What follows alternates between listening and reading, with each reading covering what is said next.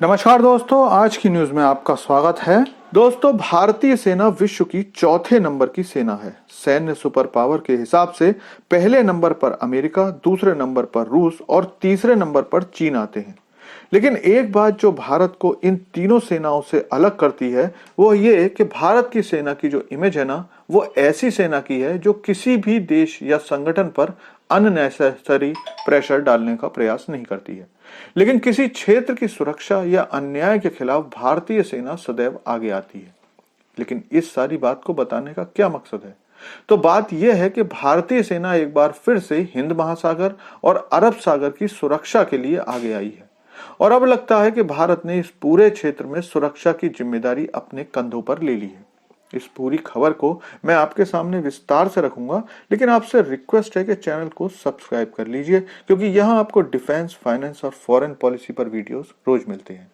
तो दोस्तों, इस क्षेत्र को देखिए, यह है अरब सागर और यह है सोमालिया देश। इस देश को दुनिया के गरीब देशों में गिना जाता है और इस देश की आबादी लगभग 1.7 करोड़ है। क्योंकि क्षेत्र में गरीबी बहुत है, इसलिए गृह युद्ध जैसे हालात रहते हैं। लेकिन इस देश की ज्योग्राफिकल इंपॉर्टेंस बहुत है, क्योंकि इस क्षेत्र से दुनिया का बहुत सारा व्यापार होता है। ऐसे में सोमालिया के लोगों ने सैकड़ों ग्रुप बना लिए हैं जो इस क्षेत्र से आने जाने वाले जहाजों पर कब्जा कर लेते हैं और उसके बाद जहाज के मालिक या देशों से इसके बदले में फिरौती मांगते हैं।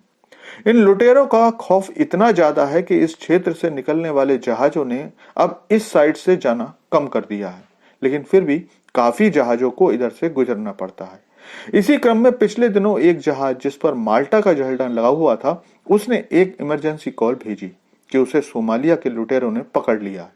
इन लुटेरों की संख्या 6 बताई गई।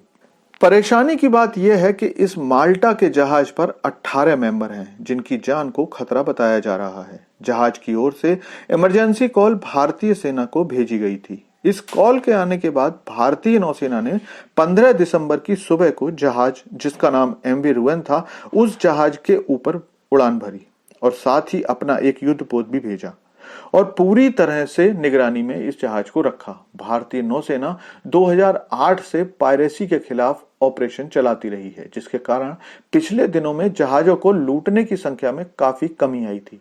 लेकिन इधर फिर से एक बार ये खबरें आने लगी हैं, लेकिन नौसेना फिर तैयार है इन लुटेरों से निपटने के लिए। लेकिन इस मुद्दे पर आपकी क्या राय है, कमेंट करके बताइए।